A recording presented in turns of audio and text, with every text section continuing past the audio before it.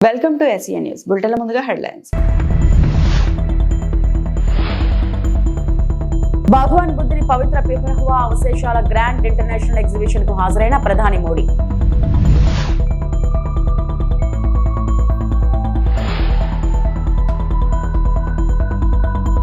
కొండగట్టు ఆంజనేయ స్వామిని దర్శించుకున్న ఏపీ ఉప ముఖ్యమంత్రి పవన్ కళ్యాణ్.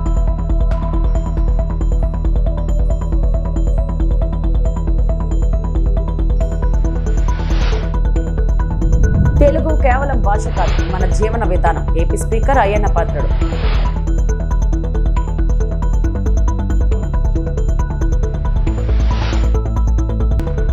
తిరుపతి గోవిందరాజస్వామి ఆలయంలో భద్రతా వైఫల్యం.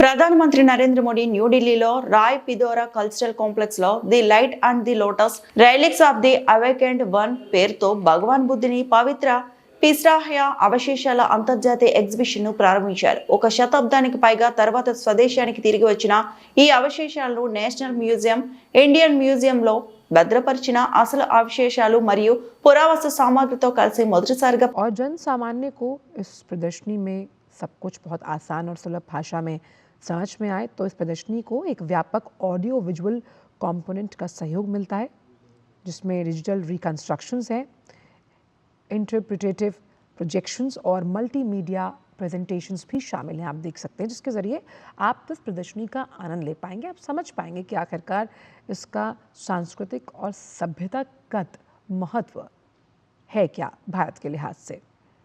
भगवान बुद्ध के इस अंतर्राष्ट्रीय प्रदर्शनी का अवलोकन किया गया है और जहाँ जिन पांडुलिपियों का हमने जिक्र किया, इसमें एक अखंड पत्थर का संदूक है जिसमें बहुमूल्य रत्न और आभूषण भी पाए गए हैं। तो बहुत समुदाय, जो तमाम समुदाय के लोग हैं, उनके समर्थन से ये अवशेष स्वदेश लौटे हैं।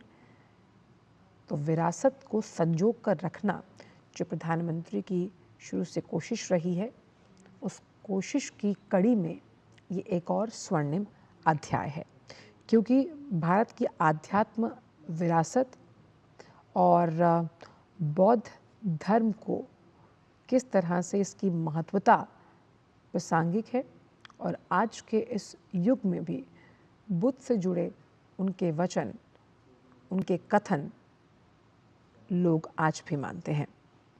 तो भारत अपनी सभ्यता विरासत को संरक्षित तो कर ही रहा है, वहीं दुनिया के साथ साझा करने की अपनी इस अटूट प्रतिबद्धता को भी दर्शाता है। तो इन कलाकृतियों की सफल वापसी हुई है, जिसमें मूर्तियाँ, पांडुलिपियाँ और अनुष्ठानिक वस्तुएं हैं, और प्रधानमंत्री ने इसका अवलोकन किया। और 1898 की जब हम बात करते हैं, तो खुदाई से जो प्राप्त ये अवशेष हुए, इसमें कई ऐसे प्रमाण मिले जो बुद्ध से जुड़े हुए हैं। और आज का दिन इस विरासत को देखने के लिए भी प्रधानमंत्री ने आह्वान किया है, जिसमें पिपरवा के प्रमाणिक अवशेष साफ तौर पर दृष्टव्य हैं। अवशेषों की स्वदेश वापसी के लिए जिस तरह से काम किया गया, उसका जिक्र भी प्रधानमंत्री ने किया और सराहना की है। और इस अंतर्राष्ट्रीय प्रदर्शनी का उद्घाटन जो है, वो कैसे देश के युवा और बौद्ध धर्म की जो समृद्ध संस्कृति है, उन दोनों के बीच एक सेतु का कैसे काम करेगा, उस संबंध को भी उजागर इस प्रदर्शनी द्वारा किया गया है। ये समझना आज की युवा पीढ़ी के लिए बहुत अहम है कि बौद्ध धर्म के संस्थापक, बौद्ध धर्म की आध्यात्मिक महत्वता, उसके अनूठे ज्ञान। ఏపీ ఉప ముఖ్యమంత్రి జనసేన పార్టీ వ్యవస్థాపక అధ్యక్షుడు పవన్ కళ్యాణ్ జగిత్యాల జిల్లా కొండగట్టు ఆంజనేయ స్వామిని దర్శించుకున్నారు. ఈ సందర్భంగా ప్రత్యేక పూజలో పాల్గొన్నారు. 35.19 కోట్ల టీటీడీ నిధులతో భక్తుల వసతి కోసం 36 గదుల దర్శనాల దీక్ష విరమణ మండప నిర్మాణానికి ఆయన భూమి పూజ చేశారు. అనంతరం మాట్లాడారు. అభివృద్ధి పనులు ప్రారంభిస్తున్నామంటే దేవుడి దయ ఉండాలి. కొండగట్టు నాకు పునర్జన్మనిచ్చింది. గతంలో జరిగిన విద్యుత్ ప్రమాదం నుంచి ఎలా బయటపడ్డానో ఇప్పటికీ ఆశ్చర్యం కలిగిస్తోంది. కొండగట్టు ఆంజనేయుని కాపాడారు. దీక్ష విరమణకు మండపం సత్రం కావాలని గతంలో నన్ను కోరారు. టీటీడీ సభ్యులు, తెలంగాణ నాయకులు అందరూ సమిష్టి కృషితోనే ఇది సాధ్యమైంది అని అన్నారు. కార్యక్రమంలో టీటీడీ చైర్మన్ బిఆర్ నాయుడు, మంత్రి అడ్డూరి లక్ష్మణ్ తదితరులు పాల్గొన్నారు. చాలాసార్లు నాకు కొండగట్టు పునర్జన్మనిచ్చిందంటే దానికి ప్రత్యక్ష సాక్షి మన సత్యం గారు. సో నాకున్న సన్నిహితులు, స్నేహితులు అందరూ ఉండే మధ్యలో మేము ఇక్కడికి వచ్చి శ్రవణ్ కానీ మేము అందరం వచ్చి ఇక్కడికి వచ్చినప్పుడు యాక్సిడెంట్ అయితే హైటెన్షన్ వైర్ తగిలేదు. ఎలా మిస్ అయింది, ఎలా బతుకుని నాకు ఈ రోజుకి తెలియదు. అందుకే నాకు కొండగట్టు ఆంజనేయ స్వామి మీద నాకు అపారమైన భక్తి, అపారమైన గౌరవం, అపారమైన కృతజ్ఞత. ఈరోజు అర్చక ప్రముఖులు కోరుకున్నారు, మాకు ఇక్కడ ఒక దీక్షా విరమణకి సత్రం, మనకి ఏదైనా చౌల్ట్రీ ఏదైనా కావాలి, దీనికి ఏదైనా చేయమంటే నేను ఆ రోజు విన్నాను. కానీ అదృష్టవశాత్తు స్వామివారి కటాక్షం, ఆశీస్సులు, అక్కడ కూటమి ప్రభుత్వం రావటం, నారా చంద్రబాబు నాయుడు గారి నాయకత్వంలో మేమందరం కలిసి పనిచేయటం, గౌరవ ప్రధానమంత్రి మోదీ గారి సహకారం, మేమందరం కలిసి పనిచేయటం అంటే ఇంతమంది కలిసి నా ఆశీస్సులు మేము ఏ విధంగా రుణం తీర్చుకోవాలని అనడానికి ఈ రోజున మనం ఈ కార్యక్రమాన్ని మనం చూస్తూ ఉన్నాం. అలాగే దీనికి ప్రత్యేకించి సహకరించిన టీటీడీ సభ్యులు, తెలంగాణ నాయకులు, మనకి మహేందర్ రెడ్డి గారు కానీ, అలాగే యాదాద్రి ఆర్కిటెక్ట్ బోరుగాపు ఆనంద్ సాయి గారికి కానీ, ప్రతి టీటీడీ బోర్డు సభ్యులకి, వీళ్ళందరూ కలిసి కట్టుగా కృషి చేసి టీటీడీ చైర్మన్ బిఆర్ నాయుడు గారి దృష్టికి తీసుకుపోయారు. సో వీళ్ళందరూ కూర్చొని సమిష్టిగా చాలా పెద్ద మనసుతోటి, ఎందుకంటే కొన్నిసార్లు బ్యూరోక్రాటిక్ ప్రాసెస్లో అందరికీ మనసు ఉంటుంది కానీ చేయడానికి ఆ పనులు నడవు.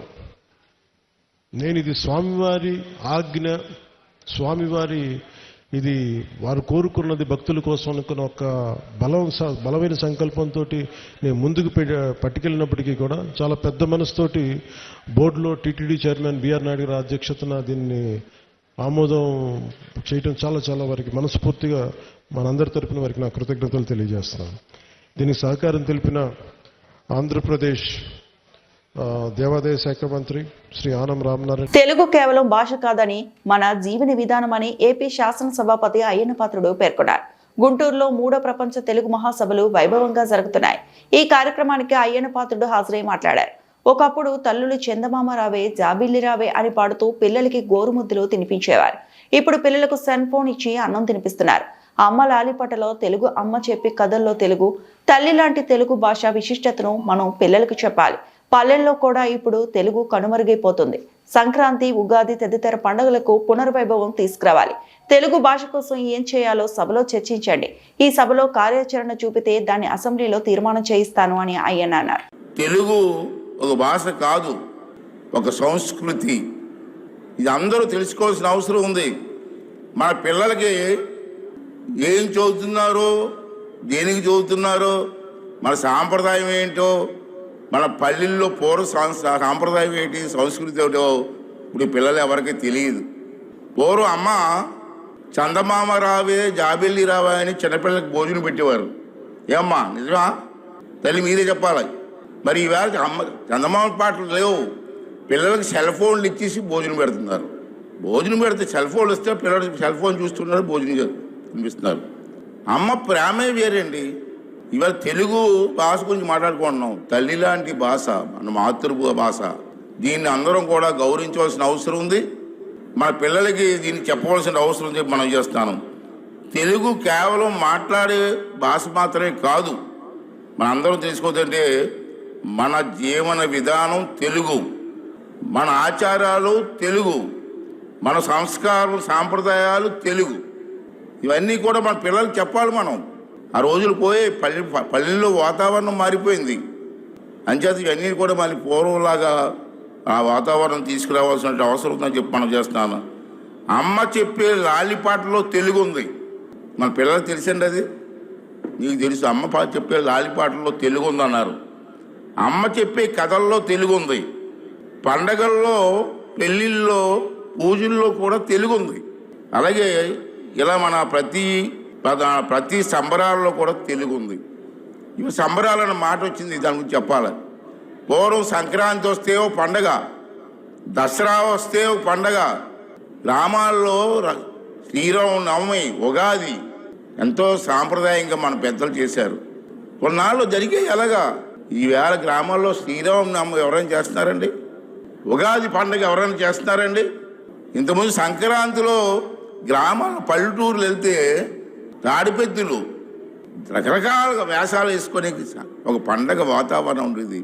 ఇప్పుడు ఎక్కడైనా కనపడుతున్నాయండి? దాన్ని మళ్ళీ మనం అందరం కలిసి పూర్వ వైభవం మా తెలుగు తీసుకురావాల్సిన అవసరం ఉందని చెప్పి నేను మాట్లాడుతున్నాను. రాత్రికి రాత్రే వెలుస్తున్న అక్రమ కట్టడాలు ఆగ్రహించిన గ్రామస్తులు తొలగింపుతో జనసేన పార్టీ నాయకులపై నీలాప నిందలు, అక్రమ ప్రచారాలు అంటూ దుయ్యబట్టిన జన సైనికులు.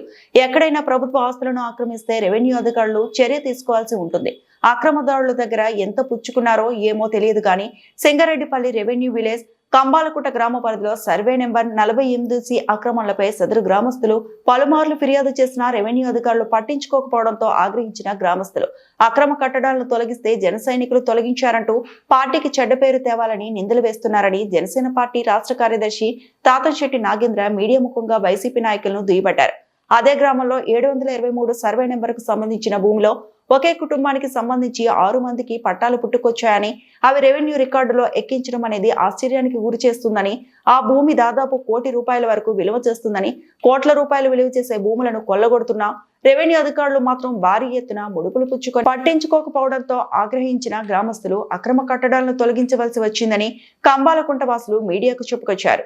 అంతేకాదు పెనగలూరు మండలంలో 1000 ఎకరాలు ప్రభుత్వ భూమి దురాక్రమణకు గురైనట్లు తెలుస్తోంది. దీనిపై రెవెన్యూ మంత్రితో పాటు కలెక్టర్ స్థాయి అధికారులు సమగ్ర విచారణ జరిపి కోట్ల రూపాయలు విలువ చేసే ప్రభుత్వ ఆస్తులను కాపాడాలని స్థానిక ప్రజలు అభ్యర్థిస్తున్నారు. నమస్కారం. ఇక్కడికి విచ్చేసిన ప్రింట్ మీడియా, ఎలక్ట్రానిక్ మీడియా సోదరులందరికీ నమస్కారం. మీ అందరికీ ముఖ్యంగా రైల్వే కోడూరు నియోజకవర్గ కేంద్ర కార్యాలయం జనసేన పార్టీ కార్యాలయంలో ఈరోజు చేసుకున్న ముఖ్యాంశం ఏంటంటే, నిన్నటి రోజు రైల్వే కోడూరు నియోజకవర్గం పెనగలూరు మండలం సింగారెడ్డిపల్లి పంచాయతీ కంబాలకుంట దగ్గర జరిగినటువంటి సంఘటన. ఈ సంఘటన జరుగుతానే కొన్ని సాక్షి ఛానల్లోనూ, సాక్షి పేపర్లోనూ, వైసీపీ యొక్క వాళ్ళ సోషల్ మీడియాలోనూ ఎమ్మెల్యే గారి దౌర్జన్యం, రైల్వే కోడూరు ఎమ్మెల్యే పేపర్లో ఏమో, అదే సాక్షి పేపర్లో ఏమో పచ్చ చొక్కాల దౌర్జన్యం, మళ్ళీ వాళ్ళ వాళ్ళ వాళ్ళ యొక్క సోషల్ మీడియాలోనేమో తాతంశెట్టి నాగేంద్ర దౌర్జన్యం. ఎవరిది దౌర్జన్యం? ముందుగా ఒక విషయాన్ని పవన్ కళ్యాణ్ గారి అనుచరులుగా ఒక విషయాన్ని సూటిగా చెప్తున్నాం మేము వైసీపీ నాయకులకు. పెనగలూరు మండలంలో ఎవరు దౌర్జన్యం చేశారు?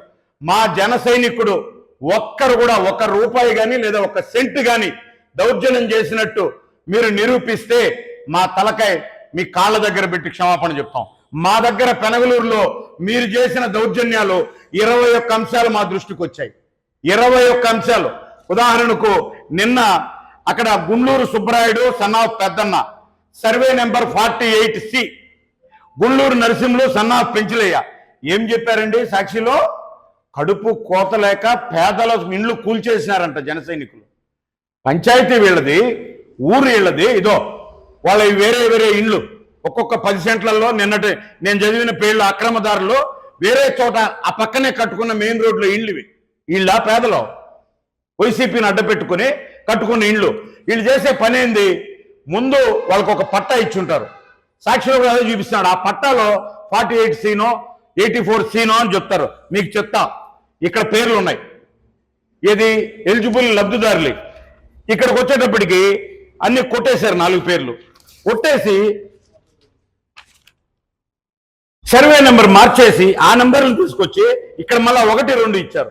27 తర్వాత 28 కదండి రావాలా? 1, 2, 3, 4 ఎలా వస్తుంది? అంటే మీరు దొంగతనం చేశారు. ఈ విషయాన్ని మేము గౌరవ MRO గారికి నేను 4 సార్లు, వీళ్ళందరూ గ్రామస్తులు 4 సార్లు జనసేన తరఫున ప్రత్యక్షంగా మా ఎమ్మెల్యే అరవ శ్రీధర్ గారు 4 సార్లు చెప్పారు, అమ్మా స్థలం అక్కడ ఉందని. ఓకే, వెంటనే అక్కడికి VROని పెట్టి కాపనాకు పెట్టాం సార్ అని చెప్పింది. ఓకే, అయిపోయింది. మళ్ళీ ఒక రాత్రి గోడలు లేసాయి. అమ్మా ఇప్పటికైనా మీరు అవి డెమాలిష్ చేయండి, కూలిపించండి అని అడిగాం. మళ్ళీ మేము మనుషులను పెట్టాం, 144 సెక్షన్ పెట్టామన్నా అనింది. మీరు 144 సెక్షన్ పెట్టి 2 VROలు కాపలా ఉంటే 3వ రోజు శనివారం ఆదివారం 2 సెలవు దినాలు వస్తానే సోమవారానికి రేకులేసి నిలబడిపోయాయి. నేను అడుగుతున్నా, కేవలం జనసేన ఎమ్మెల్యే అరవ శ్రీధర్ గారు, నేను మా జన సైనికులు ఏమనుకుంటున్నామంటే అక్కడ ఉన్నటువంటి భూమిని మాకు దాదాపు 200 అర్జీలు పెట్టుకున్నారు ఎంఆర్ఓ. ఎవరైతే లబ్ధిదారులు ఉంటారో irrespective of caste, irrespective of party. Krishna జిల్లా మచిలీపట్నం మానవ హక్కుల ఆర్గనైజేషన్ ఆల్ ఇండియా జాతీయ కార్యాలయం నందు జాతీయ మహిళా చైర్మన్ డాక్టర్ అమ్మిరెడ్డి రజని తన కార్యాలయం నందు పత్రికా సమావేశం నిర్వహించారు. ఈ సందర్భంగా ఆమె మాట్లాడుతూ ప్రజల సమస్యల కోసం కమిటీ ఫామ్ చేయడం జరిగిందని, అందులో భాగంగా ఏపీ స్టేట్ మహిళా అధ్యక్షురాలు అనుపమ ముఖర్జీని, AP state president Ganta Suresh ని, ఏపీ స్టేట్ జనరల్ నరసింహస్వామిని, కృష్ణా జిల్లా జనరల్ సెక్రటరీ పొన్నూరు సోమశేఖర్ ని, మచిలీపట్నం టౌన్ ప్రెసిడెంట్ కాగిత రమేష్ ని, జాతీయ మహిళా చైర్మన్, ఏపీ రాష్ట్ర ఉపాధ్యక్షురాలు మరియు ఆంధ్రప్రదేశ్ రాష్ట్ర దివ్యాంగుల అధ్యక్షురాలు డాక్టర్ అమ్మిరెడ్డి రజని, పర్సనల్ సెక్రటరీగా గుజ్జు ప్రసన్న కుమార్ అలియాస్ నాని నియమితులైనారని తెలియజేశారు. అందరికీ నమస్కారం అండి. ఈరోజు మా మానవ హక్కుల ఆర్గనైజేషన్ ఆల్ ఇండియా జాతీయ కార్యాలయం నందు టీం ఫామ్ చేయటం జరిగింది. ఇది డెసిషన్ ఎందుకు తీసుకున్నామంటే ఈ రోజుల్లో ప్రజలకు జరుగుతున్న సమస్యల దృష్ట్యా మేము ఒక టీం ఫామ్ చేయటం జరిగింది. ఏ సమస్య వచ్చినా మాకు కాల్ చేస్తే పోలీస్ వారి సహకారంతో మా టీం మెంబర్స్ అక్కడ ఉంటారు. దయచేసి ఇప్పుడు కొన్ని ఇష్యూస్ వస్తున్నాయి, మా టీంకి ఫామ్ చేయొచ్చు. మా దాంట్లో వెబ్సైట్ కూడా ఉంది. ఆ వెబ్సైట్ ద్వారా మాకు ఇన్ఫర్మేషన్ ఇస్తే కంపల్సరీ ఆ టీం అక్కడ ఉంటుంది. నెక్స్ట్ టీమ్ ఫామ్ చేసింది శ్రీ గంటా సురేష్ గారు స్టేట్ ప్రెసిడెంట్ గా అపాయింట్ చేయడం జరిగింది. నెక్స్ట్ మన మహిళా వింగ్ లో స్టేట్ ఉమెన్ ప్రెసిడెంట్ గా అనుపమ ముఖర్జీ గారిని మహిళా విభాగానికి అపాయింట్ చేయడం జరిగింది. పొన్నూరి సోమశేఖర్ గారు కృష్ణా జిల్లా జనరల్ సెక్రటరీ గాను, నెక్స్ట్ నరసింహస్వామి గారు స్టేట్ జనరల్ సెక్రటరీ గాను, కాగిత రమేష్ గారు మచిలీపట్నం టౌన్ ప్రెసిడెంట్ గాను, నెక్స్ట్ దీనికి మానవ హక్కుల ఆర్గనైజేషన్ నేషనల్ ఉమెన్ ప్రెసిడెంట్ గా నేను కొన్ని సంవత్సరాల నుంచి కొనసాగుతున్నాను. దీనికి అఫీషియల్ గా పర్సనల్ సెక్రటరీగా గుజ్జు ప్రసన్న కుమార్ గారిని ఈ రోజు అపాయింట్ చేయడం జరిగింది. వీళ్ళందరూ ఈ అపాయింట్మెంట్ మా బైలాస్ ప్రకారం నడుచుకోవాలని కోరుకుంటున్నాను. అనంతపురం జిల్లా తాడిపత్రిలో జేసీ ఫ్యామిలీ ఆధ్వర్యంలో ఈ నెల 6 నుంచి జరగబోయే క్రికెట్ సంగ్రామంకు సంబంధించిన ఏర్పాట్లను తాడిపత్రి ఎమ్మెల్యే జేసీ అశ్మిత్ రెడ్డి పరిశీలించారు. జేసీ క్రికెట్ టోర్నమెంట్ లో పాల్గొనే క్రీడాకారులకు ఎటువంటి ఇబ్బందులు లేకుండా త్రాగునీటి సౌకర్యం, టెంట్లు ఏర్పాటు చేయాలని ఎమ్మెల్యే ఆదేశించారు. ఈ సందర్భంగా నిర్వాహకులతో మాట్లాడుతూ మొత్తం ఎన్ని టీములు పాల్గొంటున్నాయని అడిగి తెలుసుకున్నారు. ఈ నెల 6వ తేదీ నుండి 15వ తేదీ వరకు క్రికెట్ టోర్నమెంట్ జరుగుతుందని నిర్వాహకులు తెలిపారు. ఈ టోర్నమెంట్ లో 36 టీంలు పాల్గొంటున్నాయి. ఈ కార్యక్రమంలో కాంట్రాక్టర్ హరినాథ్ రెడ్డి, సుధీర్ రెడ్డి, ఆర్డీవ్ కోచ్ భార్గవ్, ముచ్చుకోట సుదర్శన్ తదితరులు పాల్గొన్నారు.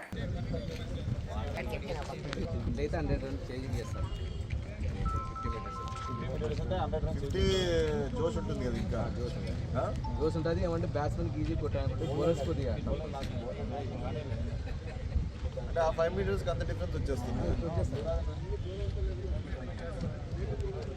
ఇదంతా కరెక్టే ఉంటుంది. ఆడొక్కటే 2-3 మీటర్లు తేడా వస్తుంది. వేరియేషన్ వస్తుంది బాబు. 6 మీటర్లు మొత్తం కానీ లోపలికే పెట్టాము.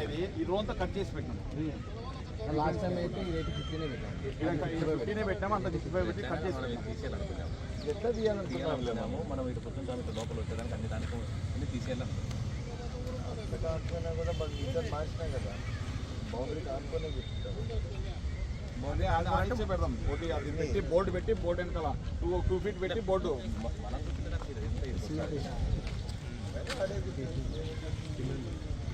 దాన్ని ఆనిచ్చే మనము అది కూర్చొని పెడతాం. బోర్డు లైన్ నుంచి 2 ఫీట్ గ్యాప్ ఇచ్చి మనం అది బోర్డు పెడతాం. ఇలా బోర్డు వచ్చినాయి ఫ్రేమ్ అన్నీ వచ్చేసి మన 55 పెట్టండి. 55